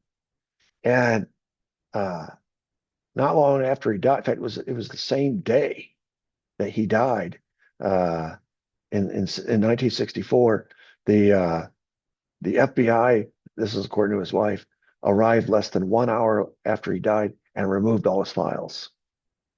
According to New Orleans DA Jim Garrison, he found the file covers, not the actual files, but he found later the actual file covers with the following headings. Now, he found these 2 years later while he was preparing his case against Clay Shaw. And of course, Guy Bannister would have been included in that case, but he's dead. Yeah, well, that's an interesting story too about how he died. But look at the headings on these files. That's all he had was the headings. The American Central Intelligence Agency, Ammunition and Arms, Anti-Soviet Underground, B-70 Manned Bomber Force, Civil Rights Program of JFK, Dismantling of Ballistic Missile System, Dismantling of Defenses U.S., Fair Play for Cuba Committee, which was Oswald, International Trademark, Italy, U.S. bases dismantled, and General Assembly of the UN, Latin America, missile bases dismantled, Turkey and Italy. which is by the way, that bottom one, Turkey and Italy, that was the deal that JFK made to end the Cuban Missile Crisis. People don't like to talk about that, but it actually happened. It's all kinds of evidence where he agreed to remove our missiles from Turkey and Italy if Khrushchev would remove his missiles from Cuba. In other words, Khrushchev won that little standoff. He got a promise of no more interference in Cuba, in addition to a promise for us to remove our missiles from Turkey and Italy. All he had to do was remove his missiles from Cuba. That was the whole purpose of the Cuban Missile Crisis. It was all about negotiation, bargaining. So when you look at the titles of these files, you realize real quick that Guy Bannister's private eye detective agency there in New Orleans was hardly a private detective agency. It was a CIA front. And here is this former FBI guy, this former Hoover guy, who is in New Orleans, and according to Twombly, has now become their, well, let's look at his words. Let's just look at Twombly's words. He is their distributor, right? He is the CIA distributor in New Orleans to whom Holt would be making this delivery. What is the delivery? It's the Secret Service badges, IDs, and he's making that delivery to Guy Bannister. Who is one of the employees working in the Newman building for Guy Bannister during that summer of '63? Anybody want to guess? Lee Harvey Oswald. And turns out Bannister was his handler during this period. But not only was Oswald working with him during that summer, so was David Ferry. May of '63, Bannister and Ferry worked together to block the deportation of Carlos Marcello. There was a deportation order that was during that whole time where Bobby Kennedy was trying to deport Carlos Marcello. He got a deportation order. Ferry and Bannister worked on that case, and that's why they ended up in court on November 22nd. It was that deportation hearing in that immigration court. It was the result of the work by Guy Bannister and David Ferry trying to prevent the deportation of Carlos Marcello to Guatemala. During that time, they were also working together on Operation Mongoose, CIA, in an attempt to overthrow Castro. This is it's a convoluted thing, but the connection here is Bannister. Bannister was a Hoover guy. And so here you see Hoover with one of his guys down in New Orleans acting now as a distributor for the CIA in Operation Mongoose. And on the side, working to protect Carlos Marcello, a mob connection of Hoover. So this is why I say it's very incestuous when the assassination happens and there's a list of potential culprits. And it's Hoover's job to determine who the culprit is. He's not going to name the CIA because he's been working with the CIA. His people are sprinkled around in the CIA. They're working together to root out domestically communists and stop the civil rights movement. It's not going to be the CIA. It's not going to be LBJ or Suite 8F in any way, shape, or form because he's in the suite. It's not going to be the mafia because those are his partners, right? We've talked about that. It's not going to be the big oil people. They're in Suite 8F. It's not going to be the Secret Service because their relationship with LBJ. It's going to be poor little Lee Harvey Oswald, the guy that's being handled by his former guy in Chicago, Guy Bannister. So here you have this former FBI agent who worked and came up under Hoover, has a massive filing system, just like his boss always had. He's a protege. His name is Guy Bannister, and he's handling this FBI informant named Lee Harvey Oswald, while Oswald is doing his New Orleans assignment during the summer of '63. He also was working out of the Newman building under the direction of Guy Bannister. And of course, he worked in that. Riley Coffey was his cover job, pictured here, top left. He participated in all his Operation Mongoose activities with David Ferry. Every morning he would show up and Guy Bannister would tell him what he was doing. That day you're working with David Ferry. All right, Today I'm Operation Mongoose. Tomorrow you're handing out pro-Castro leaflets down at on Canal Street or down at the Trade Mart. Okay, today I'm fair play for Cuba committee guy, Oswald, right? One day I'm Operation Mongoose, Oswald. The next day I'm fair play for Cuba, Oswald, right? And then in the evenings, I'm working with the Medical Manhattan Project with Dr. Osner, David Ferry, Clay Shaw, Judith Ferry, etc. And then at the end of all this, I'm going to be sent to New Orleans or to Mexico City, ostensibly to drop off this new bioweapon. But really, it's just part of the sheep dipping to make me look like I'm trying to arrange and advance the assassination of JFK and my escape afterwards to Cuba. This is all being handled by Guy Bannister in New Orleans. Everything that happens with Oswald in the summer of 63, right before the assassination, is under the tutelage, the direction, the orders of Guy Bannister, who is now, according to Twombly, the CIA distributor for all their activities in New Orleans. This guy is FBI, which means Hoover and has one of his connections, one of his guys down there smack in the middle of the New Orleans operation. And of course, we've already seen Hoover is fully aware of who Lee Harvey Oswald is, back all the way to 60 because of the memo. Now, fast forward to 63, and his guy is Lee Harvey Oswald's handler in New Orleans, sheep dipping him, setting him up for what's to come. It shows incredible foreknowledge of the FBI and J. Edgar Hoover.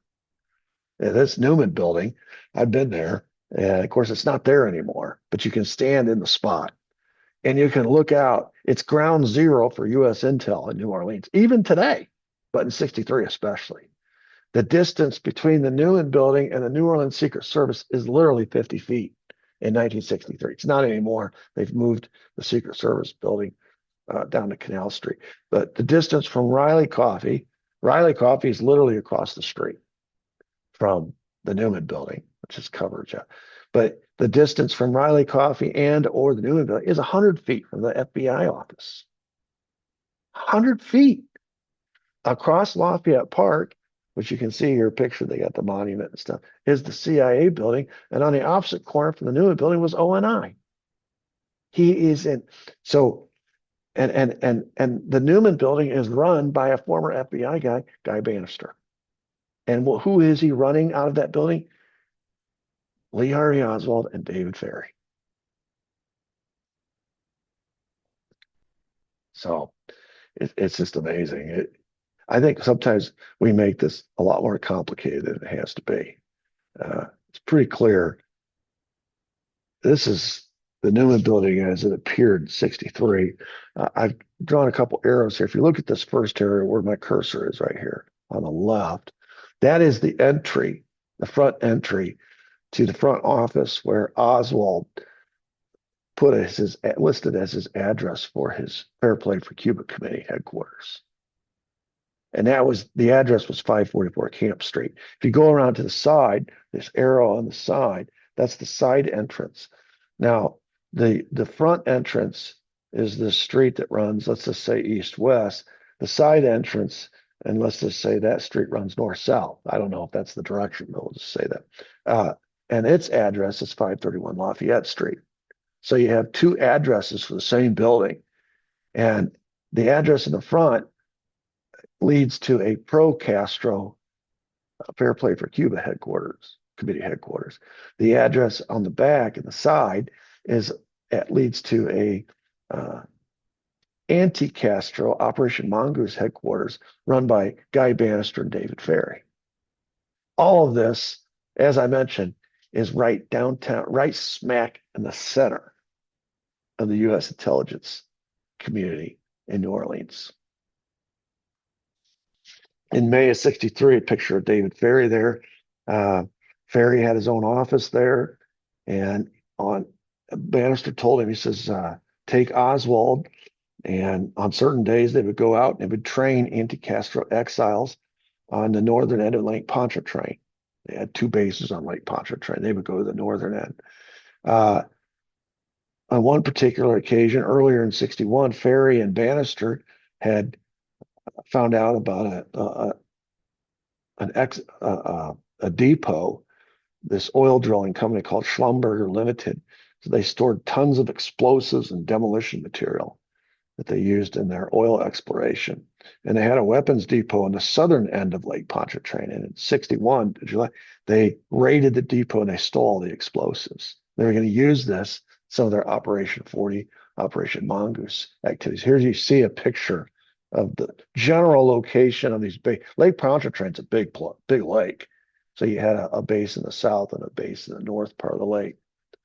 So May of 63, now you have, this is the summer of 63. This is the critical time period. By training anti-caste Cuban exiles and mercenaries at the base, by running guns for the purposes of that, it was all about creating a second Bay of Pigs, a pretext for a Cuban invasion. Bannister, Ferry, and Oswald, all three of them were violating the Neutrality Act in broad daylight. Again, in full view of the FBI, the ONI, the CIA, the Secret Service, they're all surrounding them. But I mean, there's stories of David Ferry driving Jeeps up to the Newman building and unloading bazookas and guns, all kinds of stuff, taking them into the Newman building or bringing them out of the Newman building, putting them in the Jeeps to take to Miami. Right there on the street, in full view, broad daylight. And that tells you something, that what was happening in the Newman building had the blessing of the higher ups of all these intelligence officials, including the FBI, which means J. Edgar Hoover. And when you add to it the fact that Bannister was former FBI, he's a Hoover guy, and he's handling Oswald, whom Hoover has already written a memo about. And you understand, Hoover was fully aware of everything that was happening in New Orleans, fully aware. The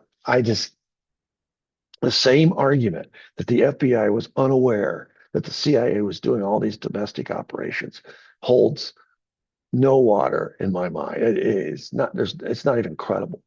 In the same way that the FBI being unaware of what's going on in the Newman building that summer of 63 is not credible. You're saying that the FBI and Hoover were so negligent to be unaware of anything. It's not possible. We've already seen they have all these wiretaps. They know that New Orleans is a hot spot because of what Carlos Marcelo has been saying. Carlos Marcelo operates on New Orleans.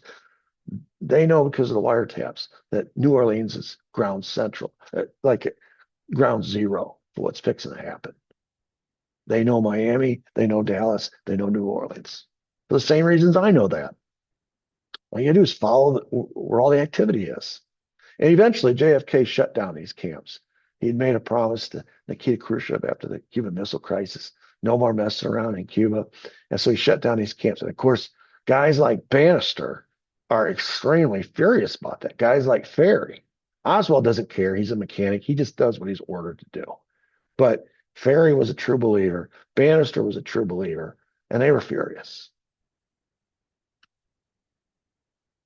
After Mongoose was shut down, Bannister had to find something else for Oswald to do. So he used Oswald, who was 23 years old, but he was very young looking, to infiltrate, just like COINTELPRO, right? Where did he learn COINTELPRO? FBI, from his boss. So he has Oswald infiltrate these as an informant, Tulane University and Loyola University, which are right next to each other, down there across from Audubon Park, and gather info on pro-Castro students. And then he'd bring that information back to Guy Bannister. Bannister would add that to his files. And one of these informants was Lee Harvey Oswald. So there's documented evidence of him going to an LSD party at Tulane. He gave a speech at Spring Hill College in Mobile, Alabama. So it wasn't just those two schools. He went to others as well. Mobile's not too far from New Orleans. And all this information got collected and was stored in Bannister's files in the Newman building. And of course, there was also a very thick file on Oswald. And that allegedly is the file that excuse me, Jack Martin was trying to get his hands on after the assassination, because he was the guy that worked the private eye cases, the few that came in during that summer. And so most of the time he's just sitting around the office and he watched Ferry come and go. He watched Oswald come and go. He watched all these Cubans come and go. He watched Clay Shaw come and go. He watched Guy Bannister busy, busy, busy. And after the assassination, he thought, huh, this Oswald guy has been accused of being the assassin of JFK. I'm pretty sure my boss has a big file in his office about Lee Harvey Oswald. I'd sure like to get a peek at that.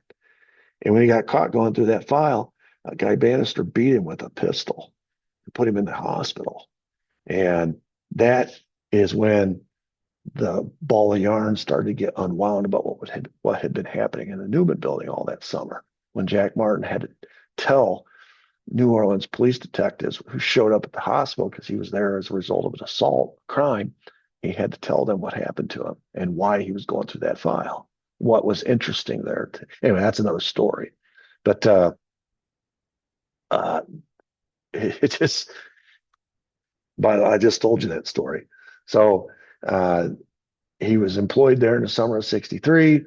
And when he was asked later, when Jim Garrison decided to make a case, he went back and he talked to Jack Martin, and he asked him, he says, who did you see at Bannister's office? Martin told him, he says, well, there was a bunch of them. There were all these Cubans. They all looked alike to me. That was David Ferry. He practically lived there. And so Garrison kind of prodded him a little bit. He said, about Lee Harvey Oswald. He says, yeah, he was there too. Sometimes he'd be meeting with Guy Bannister with the door shut. Other times he'd be shooting a bull with David Ferry, but he was there all right. And it was the result of that conversation, which really led to Jim Garrison pursuing the case in '67, about 4 years after the assassination. There's some time lapse there, but he finally got around to it. Delphine Roberts, who was Bannister's secretary and mistress, later told that same author, Anthony Summers, I quoted him earlier, that Oswald spent the summer of '63 working for Bannister. She said she also overheard Bannister giving orders to Oswald to establish the Fair Play for Cuba Committee. This is how we know that Bannister was his handler. Oswald went there, reported for work, and he got his job description basically given to him. His boss, Bannister, said, he didn't tell him this, but this was part of the sheep dipping. We need you to look like you're a pro-Castro guy. You don't worry about why. Don't ask questions. Just do it. And that's what Oswald was. He was a CIA asset. He just did what he was told. So Bannister said, establish this Fair Play for Cuba Committee and leave a paper trail while you're doing it. So he did. He writes letters to the Central Planning Committee and asks for permission. He puts these flyers together. Of course, we find the flyers, we find the letters. He always left a paper trail because that's the whole point of it. And create this incriminating trail of evidence, pro-Castro evidence, so that after the assassination, you can blame the assassination on a pro-Castro guy and yet use that as justification to invade or go to war against Cuba. Anyway, one day Roberts said she was coming back after lunch, and she said that she passed on Canal Street Lee Harvey Oswald, the guy who worked in their building, passing out pro-Castro literature. She was mystified by that. We're anti-Castro. We're Operation Mongoose. What's he doing? And she comes back and she told Bannister, and Bannister, according to her, laughed and said, don't worry, honey, he's with us. So the whole thing was subterfuge being handled by Hoover's man, Guy Bannister, out of this Newman building. So back to the Chauncey Holt letter that Twombly sent. What was the New Orleans project that Chauncey Holt had been instructed by Twombly the month before to personally supervise and make the delivery yourself? It was false ID documents for Oswald, using the same photo with the same different aliases. And this is Chauncey saying, I made a certain batch of Lee Harvey Oswald IDs. I made a certain batch of Lee Henry Oswald IDs. I made a certain batch of Leon Osborne IDs, Alec Heidel IDs. He says, I made him a communist card. He said, We were trying to find a copy of a Communist Party ID. Turns out they didn't have one. There was no such thing. So he's just made one up and created this communist card for Oswald. All of this was part of the sheep dipping to create this legend about Oswald. First of all, that it had all these different aliases, and secondly, that he was a communist, and that he had this committee that was pro-Castro, this Fair Play for Committee. You can see this card down here, Fair Play for Cuba Committee. These were all created by Chauncey Holt and his men under the orders of Twombly, and they were all delivered to the FBI man, Guy Bannister, in New Orleans, who was acting as Oswald's handler. And Hoover tries to play like he didn't know any of this was happening. In July of '63, Hoover receives information that JFK was having a sexual relationship with Ellen Ramech. We've got a new one. It's not just Judith Campbell anymore. And this one's worse because when they questioned Ramech, they found out she was a Soviet spy. She'd been sent over here. She was actually part of the East German Stasi. So this was bad. If this had gotten out, this would have ruined JFK. So Hoover he's got new, fresh blackmail information used against JFK. He promptly leaks this information to a journalist named Courtney Evans that Ramech worked for Walter Albright, who was the communist leader of East Germany. And when Robert Kennedy found out about this information and what Courtney Evans had in his possession, he immediately ordered Ellen Ramech to be deported. This became the new way to handle these problems. Well, when Hoover uses it as blackmail that the Kennedy family is in a relationship with the mob and Kennedy himself is in a relationship with Judith Campbell, the way to react was to cut off Judith Campbell and to go after the mob. When it's leaks that he's having a relationship with Ellen Ramech, he immediately has Ellen Ramech deported. This becomes sort of the Kennedy playbook to deal with the blackmail from coming from Hoover's office. That was July. In August, after returning from their New Orleans trip, Chauncey Holt's team goes a second time to New Orleans, this time to make a delivery of something else. So the first trip was to deliver the IDs and the badges to Guy Bannister, their distributor. The second time is to deliver guns and ammo to an organized crime figure. And so a couple names to remember in this second trip. George Reynolds was a high-level CIA asset in Morgan City, Louisiana. His brother, Bob, was actually the CIA station chief at JM Wave in Miami. So, again, Miami. They're going to New Orleans, and his brother is in Miami. Leroy Young is the number 2 for Reynolds. He's a weapons expert, helicopter pilot, kind of a soldier of fortune type. So on his second trip, Holt has a note from Reynolds telling him that he and Young were going to be in New Orleans for about 3 weeks during the same time, and they wanted to meet. So Holt's going to New Orleans a second time to make this delivery of guns to this organized crime figure, and he has a note from these 2 CIA guys, hey, we're going to be there at the same time, let's meet up. So on August 9th, Holt's there, and he's waiting to meet up with these people. And he's informed by Guy Bannister. I don't know if he's at the Newman building or what, but he's informed by Guy Bannister, hey, you should go down and see Oswald. Today he's down handing out pro-Castro leaflets on Canal Street. And Holt was curious who he'd made all those IDs for. He's never actually met him. And he said, I'd like to go down and meet this guy that he made all these IDs for. So he went over to Canal Street, it's just a short walk, to take a look at him and introduce himself. Well, when he gets there, Oswald is involved in this confrontation. He's having a fake fight right there on the street with Carlos Bernier. He gets arrested. They all get arrested, hauled away. So Holt goes back to Bannister and says, hey, your man Oswald just got arrested. And he tells him the story. So Bannister is making plans to get Oswald out of jail. He gets beat to the punch because Oswald's uncle, Charles Dutzmaret, who worked for Marcello, beat him to it and bailed him out. But that was on August August 9th, he gets arrested. The they're charged with disturbing the peace. Uh, Now he did spend the night in jail. Uh, and during the time he spends the night in jail, what does he do? He meets privately with New Orleans FBI agent John Quigley. Now, we have no record of the conversation or the notes because he tears up, destroys the notes.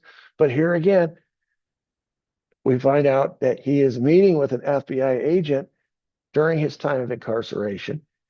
And this is part of his job as being an FBI informant. So during all this time, the guy in question, who's later going to be accused of the assassination, again, going to foreknowledge, J. Edgar Hoover is fully aware who this guy is, going back to his memo in 60. But since then, this guy Oswald's been an FBI informant. And here he meets, it won't be the last time he meets with an FBI agent. So here he meets with John Quigley. The whole point of this arrest was to discredit the Fair Play for Cuba Committee, preparing the ground for his portrayal in November as a pro-Castro assassin of JFK. Everything had to be public. And there had to be a documented record. It'd be great if there were news cameras, newspaper photos, etc. And here you see a newspaper photo. Oswald up here pictured where my cursor is, passing out these pro-Castro leaflets. Create a scene, create a arrest report so that this will all become part of the cover story a few months later. So 3 days later, Oswald has to go to court for this little arrest. So Holt decides to go down to night court. And this time he's going to meet Oswald. He didn't get to meet him the first time. So while he's waiting for his session with the judge, Holt meets with Oswald, converses with him for a while, and then stays as Oswald gets fined by the judge and released. And this was Holt's first introduction to Oswald. Now, here's where things get a little interesting, because on August 16th, which is 4 days later, this is the following Friday, Oswald is back at it, back down at the corner of the Trade Mart. And this is the corner of Canal and Lafayette. I think it's Lafayette. Yeah, I think it's Lafayette. Anyway, it's right there on Canal Street, but the corner there. And he's handing out these pro-Castro leaflets again. Here's the picture.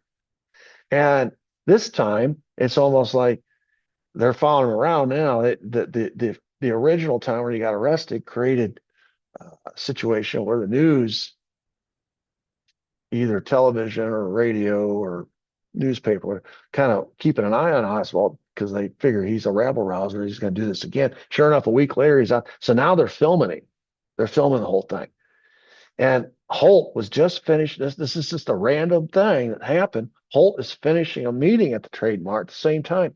And when he exits the building with Leroy Young, that name I told you, remember that another CIA, they get caught briefly on camera because that WSDU crew is there, walking right where Oswald's passing out these leaflets.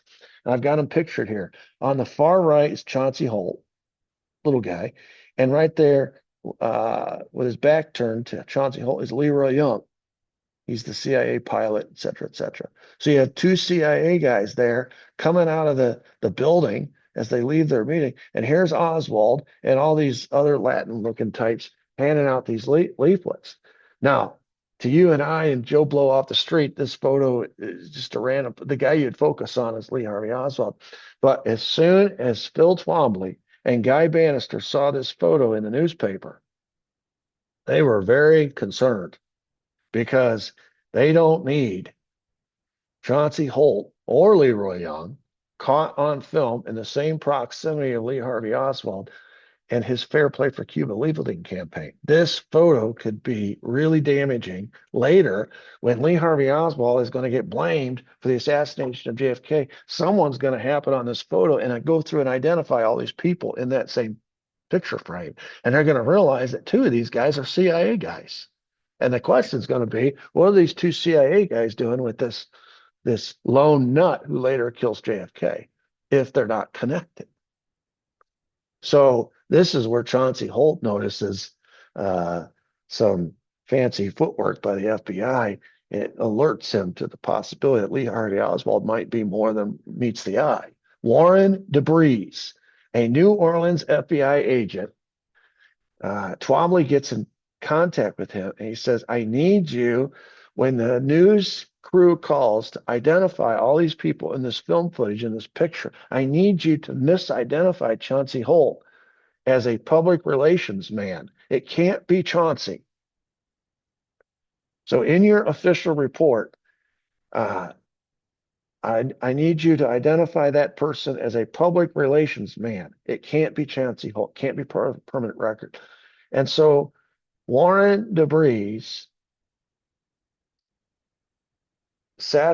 does what he's told by Twombly.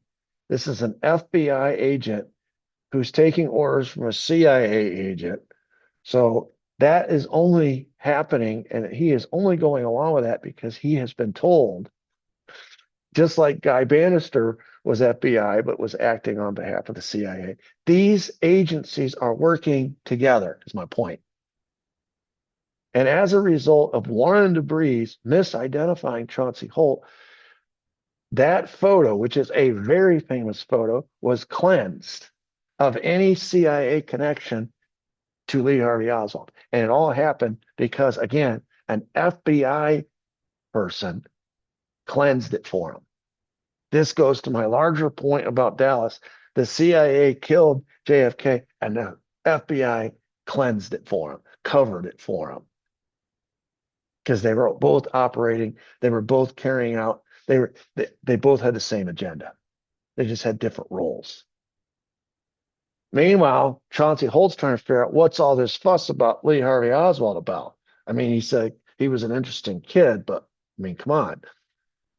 The efforts by his bosses to separate him from any association to or with Oswald and the Fair Play Committee indicated to Holt, quote, this guy was important to them. They had plans for him. The fact that Twombly and DeVries, that is the CIA and the FBI, interceded in this event and indicated that they were very cognizant of these plans in advance. They had, and the plans had to succeed. You're talking about a guy they're setting up for the assassination who is simultaneously an FBI informant and a CIA asset. You're talking about DeVries, an FBI agent, taking orders from a CIA agent to cleanse the record of Lee Harvey of Chauncey Holt being in the vicinity of Lee Harvey Oswald. You're talking about all of the New Orleans operation being run out of the Newman building by a former FBI guy who is taking orders and acting on behalf now of the CIA. They are working together, is my point. Just like I started today with the slide about the different operations, right? It started off with the FBI and Operation COINTELPRO. And then the CIA did the same thing with Operation Chaos, anti-communist, anti-civil rights. They're working together. And then ZR Rifle, which was just an extension of executive action, is covered up. This is a domestic operation by the CIA, is covered up and cleansed, again, by the FBI. This was a long one today. There was a lot of work to get through it, but I appreciate if you stayed with me. I appreciate that. Thank you. And we'll continue next time. Until then, God bless.